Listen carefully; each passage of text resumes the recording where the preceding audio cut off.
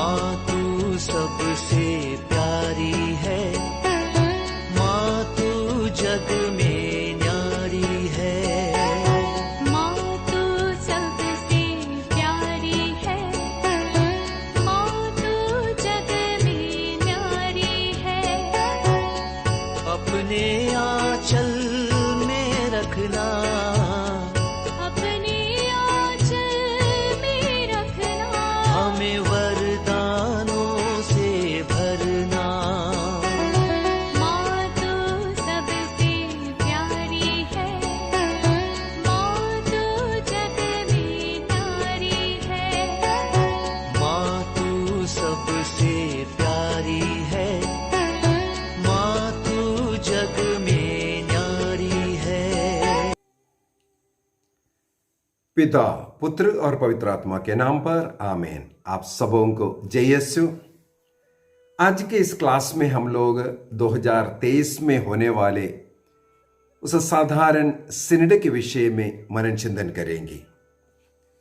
आजकल सिनडल चर्च के विषय में, सिनोडालिटी के विषय में सब हम लोगों को सुनने के लिए आते हैं। आज हम लोग मनन चिंतन करेंगे इसका सबका क्या अर्थ है। विशेषकर ये 2023 में होने वाले ये सिनड हमारे लिए क्या मायने रखता है। आजकल इस सब्जेक्ट क्यों चर्चा में आया है।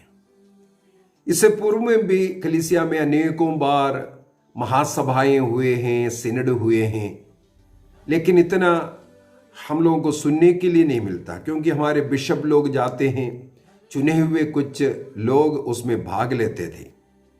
लेकिन इस बार का जो सिनड है थोड़ा सा उसमें फर्क डाला गया है। संत पापा ने पहले ये सिनड को 2022 अक्टूबर को होने के लिए निर्णय किया था, लेकिन उसको बदल करके 2023 अक्टूबर को रोम में होने के लिए निर्णय किया। उसके पीछे का कारण है, इस वर्ष अप्रैल माह में संत पापा ने कहा ये जो सिनोडल चर्च उसको सही रूप से चलाया जाए।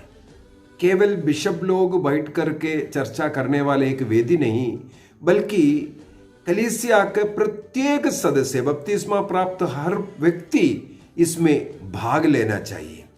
इसलिए इस वर्ष का ये जो सिनड है जो प्रारंभ हुआ है, उसका खासियत ये है हम सब इसका भागीदारी है, भाग लेते हैं। 2023 अक्टूबर में इसका समापन होना है, लेकिन 2021 से ही इसका शुरुआत हुआ। पिछले महीने अक्टूबर माह का 10 तारीख को रोम में संत पापा ने आधिकारिक रूप से इस सिनड का उद्घाटन किया।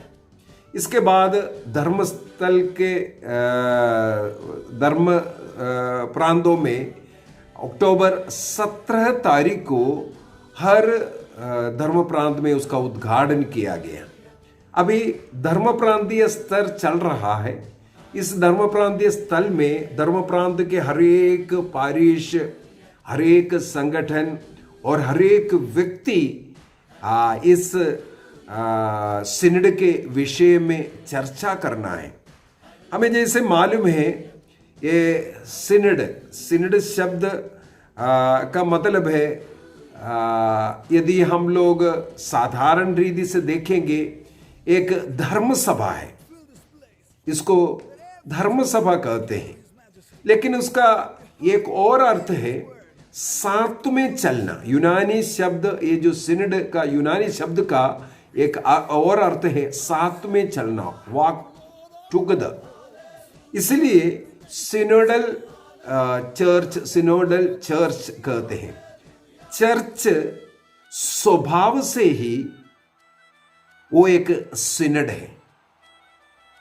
हम लोग बोल सकते हैं सिनड का एक पर्याय वाच्य का है चर्च का पर्याय शब्द है सिनड। वो एक समुदाय में साथ चलने वाला ग्रुप है ये चर्च स्वयं। यदि हम लोग ईसा मसीह के जीवन को देखेंगे, मनुष्य बनकर के ईसा मसीह संसार में आए, उनका ये जो पब्लिक लाइफ को हम लोग मत्ती के सुसमाचार, मार्कुस के सुसमाचार और लूकस के सुसमाचार, इसमें यदि हम देखेंगे, मसीह ने अपना एक सफर, एक जर्नी करता हुआ, वो अकेला नहीं था, वो अपने शिष्यों के साथ, जन समुदाय के साथ गलीलिया से वो यरूशलेम की ओर एक यात्रा किया। यरूशलेम में उन्होंने अपना बलि अर्पित कर हमें पाप से मुक्ति दिया। उस नवीन यरूशलेम की यात्रा के लिए हमें योग्य बनाया। इसका मतलब है ये जो कलीसिया है आज यात्रा कर रहा है नवीन यरूशलेम की ओर। तो संत पापा ने इस सिनड का सब्जेक्ट को यही बनाया है, हमें एक साथ चलना है, एक साथ चलने वाला कलीसिया, इसी को ही सिनोडल चर्च कहते हैं, एक साथ चलने वाला। उसके लिए थीम बनाकर रखा हुआ है कम्युनियन, पार्टिसिपेशन एंड मिशन, अर्थात एकता, ऐक्य। दूसरा है सहभागिता, पार्टिसिपेशन होना चाहिए। तीसरा है मिशन, अर्थात जो प्रेषण जो किया हुआ। हम लोगों को प्रभु ईसा मसीह ने स्वर्ग राज्य का उस संदेश लेकर के चलने के लिए कहा है। हम स्वर्ग राज्य की यात्रा कर रहा है, हम एक समुदाय में ईश्वरीय प्यार में चलना है। ईश्वर का उस मिशन को लेकर, अर्थात वो संदेश, स्वर्ग राज्य का संदेश, पाप मुक्ति का संदेश, ईसा मसीह के द्वारा हम मानव जाति को मुक्ति मिल गया है और स्वर्ग राज्य का योग्य बन गया है। इस संदेश सबों को सुनाते हुए हमें चलना है। तो इस सिनड का यही उद्देश्य है। तीसरी मिलेनियम, सहस्राब्दी आ रहा है। उस समय पर तीसरे सहस्राब्दी में हमारे कलीसिया कैसे होनी चाहिए, यही इसका मुख्य लक्ष्य भी है। हम किस प्रकार की एक कलीसिया तीसरे मिलेनियम के लिए खड़ा कर रहा है, आज हमारी कलीसिया की स्थिति क्या है, और ईसा मसीह अपने जो कलीसिया स्थापित करते हुए क्या आग्रह किया था, क्या हम उसके अनुसार चल रहे हैं, हम उस प्रकार प्रवृत्ति कर रहा है, हमारा मिशन किस प्रकार चल रहा है, इसका मनन चिंतन करने का समय है। इसलिए बपतिस्मा प्राप्त हर एक व्यक्ति इस मिशन का भागी है और इस सिनड का एक भाग बन गया है। तो कलीसिया में कई प्रकार का सिनड चलता है, विशेषकर 3 प्रकार का सिनड चलता है। पहला है साधारण सिनड कहते हैं। अब तक 15 साधारण सिनड कलीसिया में हो चुका है। अभी ये 16वां साधारण सिनड है 2023 में ये जो होने वाला। दूसरा प्रकार का सिनड है एक्स्ट्रा ऑर्डिनरी, असाधारण सिनड कहते हैं। अब तक 3 इस प्रकार का असाधारण सिनड हो चुका है। हमें मालूम है कैथोलिक कलीसिया का धर्म शिक्षा ग्रंथ के उपलक्ष्य में 1985 में 1985 में एक सिनड चला था, और 2004 में जब परिवार वर्ष मनाया गया उस समय पर एक असाधारण सिनड उस मुद्दे पर हुआ था। और तीसरा एक विशेष जो एक सिनड चलता है किसी एरिया के लिए, किसी देश के नाम से, किसी ऐसा देश का, एरिया का मतलब को रखते हुए जो चलते हैं। तो इस प्रकार 3 प्रकार का सिनड चलते हैं। एक साधारण सिनड, दूसरा एक असाधारण सिनड, तीसरा एक विशेष मतलब के लिए, ordinary, extraordinary and special सिनड होते हैं। और हमें मालूम है उसी प्रकार कलीसिया में काउंसिल्स चलते हैं, महासभाएं चलते हैं। अब तक 21 इस प्रकार का महासभाएं कलीसिया में हो चुका है। हम लोगों को मालूम है 1962 से लेकर के 65 तक जो चला सेकेंड वेटिकन काउंसिल, वो है लास्ट जो पिछली बार जो हुआ। ये काउंसिल जो होता है किसी ऐसे विशेष जरूरत पड़ा कुछ कानून बनाने का या कुछ बदलाव कलीसिया में लाने का, इस प्रकार का निर्णय लेने के लिए महाकाउंसिल, महासम्मेलन जो बुलाया जाता है दुनिया के सब बिशपों को और अन्य धर्म के लोग, अन्य गणमान्य लोग, जिनको बुलाना है, जिनके साथ चर्चा करना है, जिनको इसके विषय में दिखाना है, इनको सबको निमंत्रित करता है। इस प्रकार सेकेंड वेटिकन काउंसिल एक विशेष काउंसिल चला था। काउंसिल के अंदर कुछ नियम बनाया जाता है, डिक्रीज होता है, डॉगमास होता है, उसको बना करके कलीसिया के एक नियम बनाता है, उसको हम लोग काउंसिल कहते हैं। सिनोडों में कुछ विशेष मतलब चर्चा करता है किस प्रकार कलीसिया को चलना है, आध्यात्मिक और भौतिक जरूरतों में क्या क्या परिवर्तन लाना है, इन चीजों पर मनन चिंतन करते हैं। साधारणतः ये जो सिनड लोकल तौर पर चलता है, कलीसिया का जो मुखिया संत पापा के नियम के अनुसार, इच्छा के अनुसार, आग्रह के अनुसार लोकल चर्चेस भी अपना सिनड चलाता है। भारत के या लैटिन कलीसिया का, भारत का लैटिन कलीसिया के एक सिनड हो सकता है, या सीरो मलबार चर्च का या मलंगर चर्च का सिनड होता है। अपने अपने जो एरिया में क्या परिवर्तन लाना है, क्या निर्णय करना है, किसी को चुनना है बिशप के रूप में, इस सब मुद्दे के लिए ये सिनड बुलाया जाता है। लेकिन इस बार ये जो सिनड हो रहा है सार्वत्रिक कलीसिया में, संत पापा ने जो बुला करके जो सिनड चल रहा है, उसका एक ही लक्ष्य है, जो तीसरे मिलेनियम में, तीसरी सहस्त्राब्दी में हमारे कलीसिया का रूप कैसे होना चाहिए, आज हम कैसे हैं, और इसलिए इसका जो सब्जेक्ट भी इसी प्रकार रखा है। ये जो एक फॉर ए सिनडल चर्च, एक सिनडल चर्च के लिए, सिनडल मैंने बोला है हम लोग एक साथ एकजुट एकता में जो चलने वाला कलीसिया कैसे स्थापित कर सकता है, इस चर्च का, इस लक्ष्य का कैसे पूर्तिकरण होना है, इस पर इन दिनों में हम लोगों को चर्चा करना है।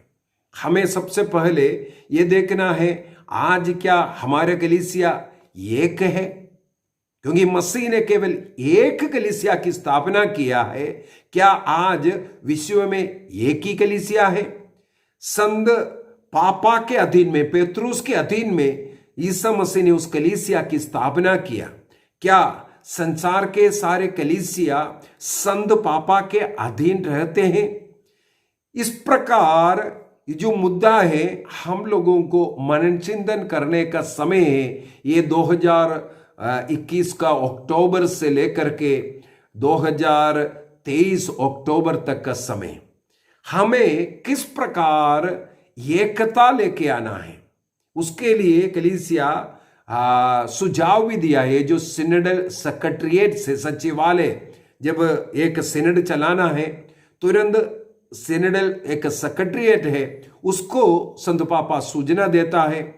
वहां उस सब्जेक्ट के अनुसार वहां पर जो कार्य करने के लिए जो दस्तावेज है वहां पर वो तैयार करता है उस सिनडल सेक्रेटरिएट, सचिवालय के द्वारा, और वहां पर उसका क्वेश्चनेयर तैयार करता है। सवाल, कुछ सवालों को किसके ऊपर चर्चा करना है, कुछ मुद्दे हैं, कुछ पॉइंट है, उसका तैयारी करता है। वो सिनड को भेजा जाता है जिसके ऊपर चर्चा करना है। इस बार सिनड में हर कलीसिया का हर व्यक्ति शामिल है, इसलिए वो सारे पॉइंट्स हमारे पास भी आ चुका है। हमें आज उस बातों पर, उन बातों पर हमें मनन चिंतन करना है, वार्तालाप करना है।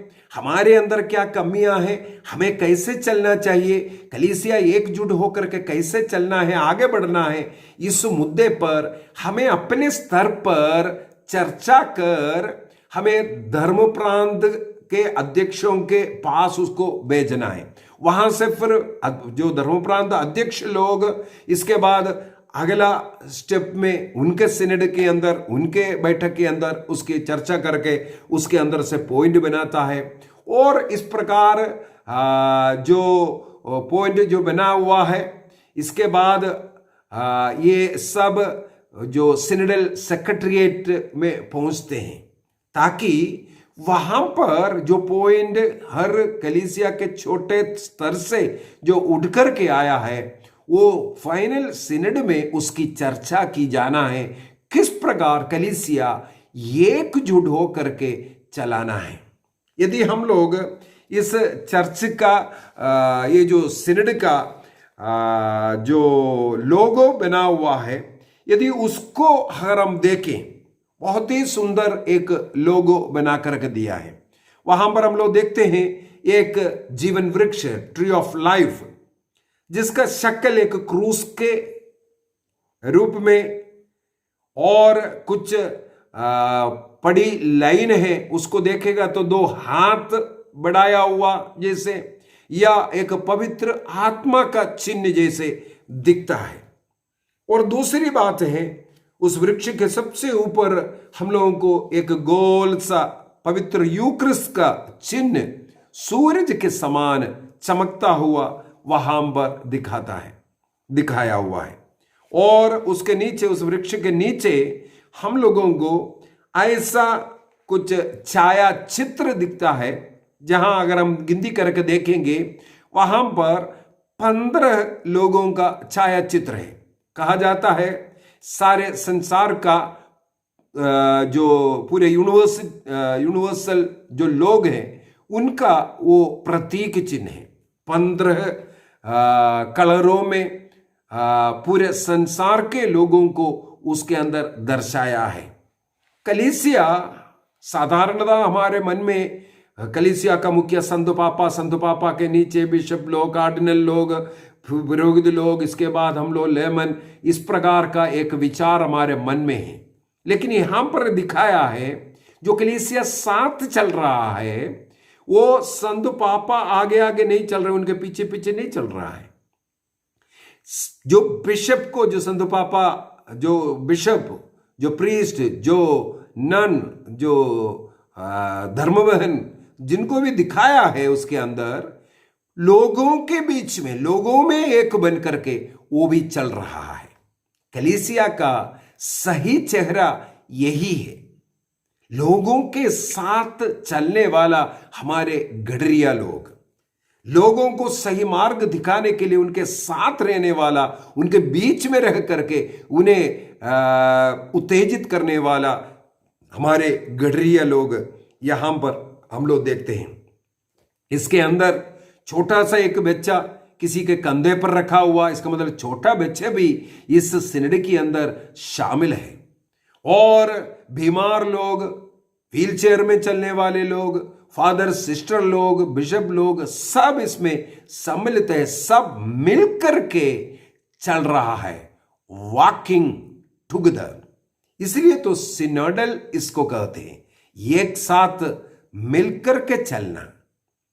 इस सिनेड के इस हम लोगों का जो वार्तालाप के समय पर हमें इसी के ऊपर मनन चिंतन करना है। क्या हमारा चर्च आज सबों को साथ में लेकर के चलता है कि नहीं? 2 पिक्चर और कलीसिया ने जारी किया है इस सिनेड को दिखाने के लिए, क्योंकि ये सिनेड प्रारंभिक कलीसिया से, ईसा मसीह के समय से ये सिनेडल चर्च है। मसीह, मैंने जैसे कहा है, गलीलिया से यरूशलेम की ओर यात्रा कर रहा था, वो अकेला नहीं यात्रा कर रहा था, उनके साथ जनसमूह है, उनके साथ शिष्य लोग हैं। तो उस प्रकार एक ग्रुप बन करके, एक समुदाय बन करके वो चल रहा था। उसी प्रकार ईसा मसीह ने सुसमाचार का प्रचार करता हुआ पहला फोटो जो जारी किया, उसके अंदर ईसा मसीह है, उसके अंदर शिष्य लोग हैं, जिसके अंदर जन समुदाय है। ईसा मसीह का वचन सुनने वाला जन समुदाय, यह है सिनोडल चर्च का एक प्रतीक। उस चर्च के अंदर मसीह होना जरूरी है, प्रेरित लोग होना जरूरी है, और सुनने वाला जन समुदाय होना जरूरी है। ये इस प्रकार का इस कलीसिया को सिनोडल कलीसिया कहते हैं। यदि मान लो किसी किसी कलीसिया में मसीह नहीं है, वहां पर अन्य कुछ बिजनेस चल रहा है, व्यापार चल रहा है, यदि मसीह नहीं, केवल वहां पर अगुवा लोग हैं और जन समुदाय है, तब क्या होगा? वो एक पॉलिटिकल पार्टी जैसे बन जाएगा। आपस में लड़ाई, एक दूसरे को लूटना, शोषण करना, केवल यही चलते रहेगा। तो कलीसिया में मसीह होना जरूरी है। दूसरा, यदि मान लो चर्च के अंदर प्रेरित लोग नहीं है, प्रेरिताई कलीसिया नहीं है, मसीह ने जिस कलीसिया की स्थापना किया वो प्रेरिताई कलीसिया है, प्रेरितों के नींव पर खड़ा किया है। इसलिए उस कलीसिया में प्रेरित होना जरूरी है। उन प्रेरितों के अधीन रहने वाला कलीसिया को देखना प्रभु चाहता है। यदि उसमें प्रेरित लोगों का मान सम्मान नहीं है, अपॉस्टलिक चर्च नहीं है, तो विचारधारा बदल जाएगा। वो केवल काल्पनिक कथाएं सुनाने वाला कलीसिया बन जाएगा, क्योंकि वहां पर जो साक्षी के रूप में मसीह ने जिसे चुनकर नियुक्त किया, प्रेरित किया, वो प्रेरित लोगों के बगैर प्रेरिताई कार्य कर रहा है। तो विचारधारा, केवल अपना अपना विचारधारा सुनाने वाला या कुछ काल्पनिक कथाओं को सुनाने वाला, ये है कलीसिया मिलेगा जहां क्रिस्त का मीडिएटर वहां पर नहीं है, क्रिस्त ने जिसे प्रेरित किया वो अपॉस्टल्स नहीं है, तो वो कलीसिया को हम सिनोडल कलीसिया नहीं कह सकते। तीसरा ग्रुप, यदि मसीह है और प्रेरित है लेकिन जनता नहीं है, सुनने वाला नहीं है, वो चर्च बिल्कुल करप्शन में रहने वाला, एक भ्रष्ट सांप्रदायिक आत्म निर्देशात्मक कलीसिया वो बन जाता है। तो एक कलीसिया को सिनोडल कलीसिया अगर बोलना है, उसके अंदर मसीह होना है, अपॉस्टल्स होना है, प्रेरित लोग होना है, और उसमें जन समुदाय को शामिल करना जरूरी है।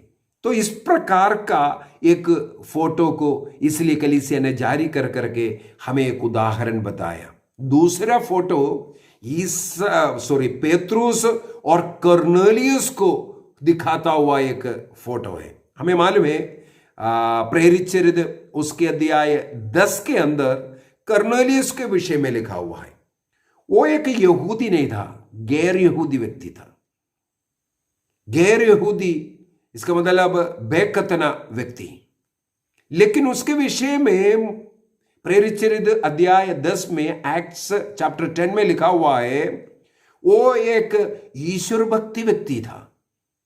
वो लोगों की सेवा शुश्रूषा करने वाला व्यक्ति था, और इस प्रकार का एक व्यक्ति को ईश्वर ने अपना दर्शन दिया, अपना वाणी सुनाया, और जिस प्रकार उन्हें दर्शन मिला, वाणी सुना, वो उसी प्रकार कर्म भी किया। वो तुरंत पेतरुस को बुलावाया और पेतरुस को घर में बुला करके मसीह के विषय में वो सुनना चाहा, और उनके कारण अनेकों लोग मसीह में विश्वास करने का कारण बना। इसका मतलब ईश्वर केवल ईसाई लोगों के लिए नहीं है, वो ग्रुप को नहीं प्यार कर रहा है, मसीह सारे संसार को प्यार करता है। अन्य जाति के लोगों को भी मसीह अपना कार्य के लिए इस्तेमाल कर सकता है। सबसे पहले पेत्रुस को दर्शन मिला, पेत्रुस का एक मन परिवर्तन हुआ। हमें मालूम है अन्य जाति के लोगों को सुसमाचार नहीं सुनाया जा रहा था, केवल यहूदियों में ये सुसमाचार का प्रचार चलता था। सिनेगोग में, मंदिर में जाकर के शिष्य लोग भी ये सुनाया जाता था। लेकिन पेत्रुस को ये दर्शन मिलने के बाद पेत्रुस, कॉर्नेलियस और अन्य जाति के लोगों को सुसमाचार सुनाया और सबों को बपतिस्मा दिया, सबों को स्वर्ग राज्य के लायक बनाया। तो अनेकों लोगों का मुक्ति का कारण ये कॉर्नेलियस के द्वारा। इसका मतलब है चौथा एक व्यक्ति के रूप में कॉर्नेलियस हमारे नजर में आ रहा है।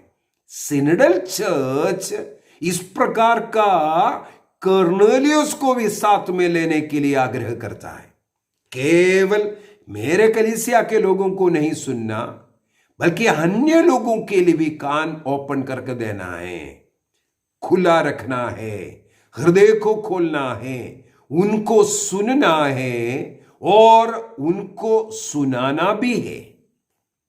उनका प्रॉब्लम क्या है हमें सुनना है। क्यों मसीह के कलीसिया से तुम अलग हुआ, उनको सुनिए बैठकर और साथ साथ उनको सुनाइए। मसीह के कलीसिया के साथ चलकर उस नवीन यरूशलेम की यात्रा हमें करना, स्वर्ग राज्य की यात्रा करना है, इसको हमें बताना है।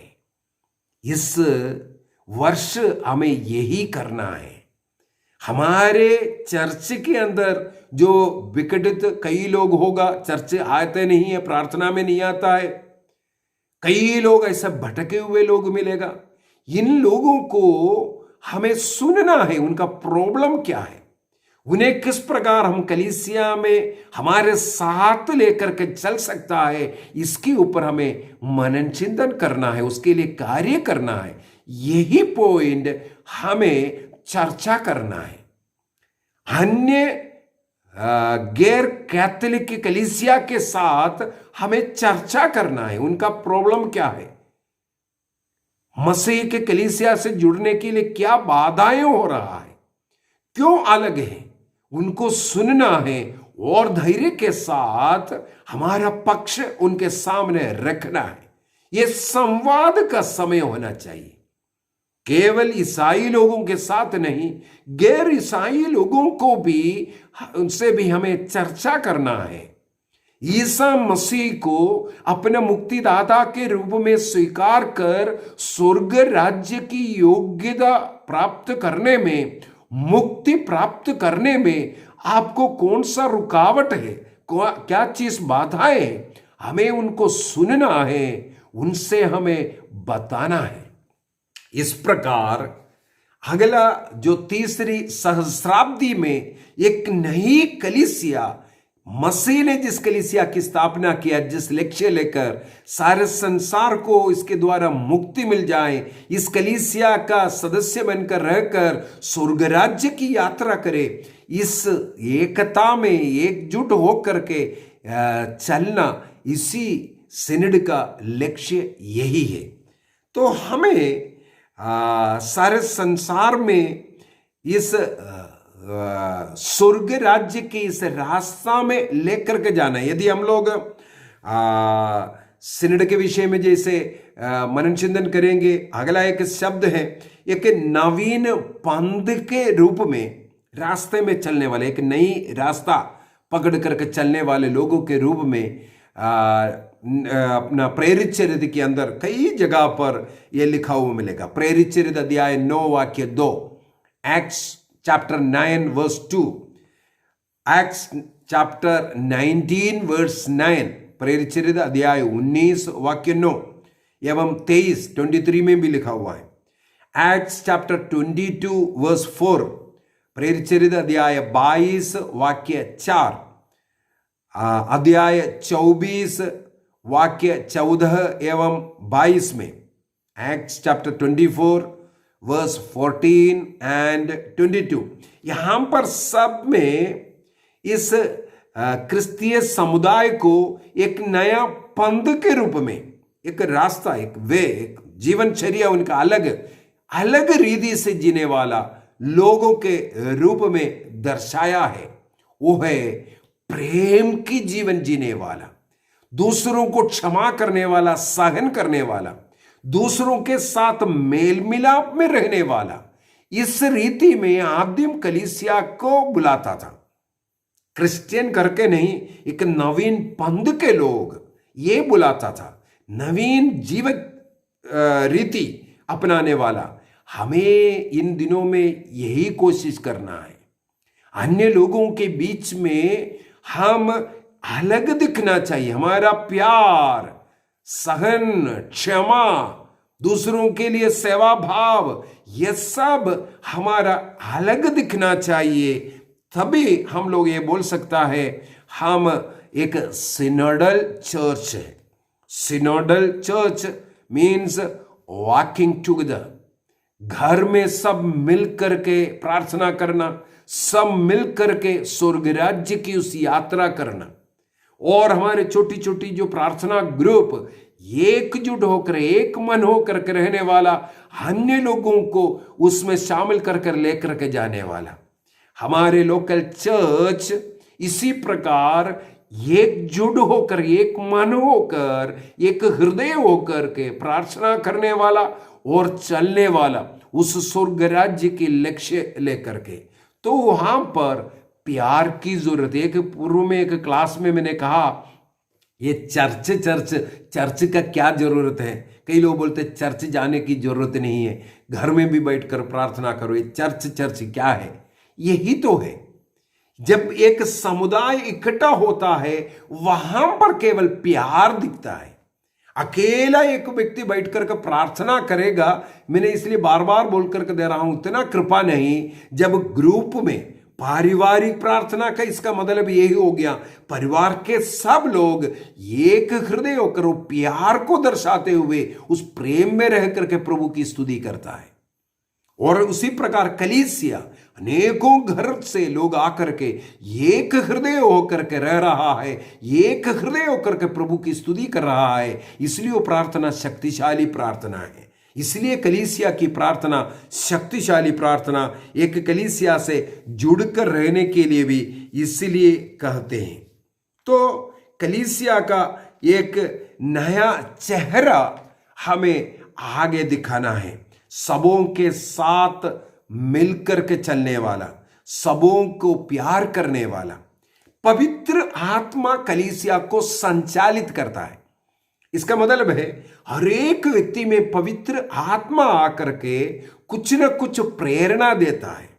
उस प्रेरणाओं को बताने का समय, ये सिनोडल जो इतना भी चर्चाएं चलेगा, पवित्र आत्मा हमारे अंदर आकर कुछ प्रेरणाएं देता है। उन प्रेरणाओं को हमें प्रकट करना है। कलीसिया एक साथ एकजुट होकर के कैसे चल सकता है, स्वर्ग राज्य की यात्रा कैसे एकजुट होकर के जा सकता है, क्या क्या बाधाएं, क्या क्या रुकावटें हैं, क्यों लोग अलग है, क्यों लोग कलीसिया से जुड़ते नहीं हैं, ये इस प्रकार का। और एक विचारधारा हमारे मन से निकालने का समय भी है। हम केवल संत पापा का या कार्डिनल्स का या बिशप का या प्रीस्ट का अधीन नीचे रहता है। हमारी कोई सुनवाई नहीं है, हमें कोई सुनता नहीं है, केवल उनका हुक्म हमारे ऊपर चला रहा है। इस प्रकार का एक विचार को त्यागने का समय भी है। कलीसिया इसलिए हमारे सामने समय दिया है, आप अपना हृदय को खोलो।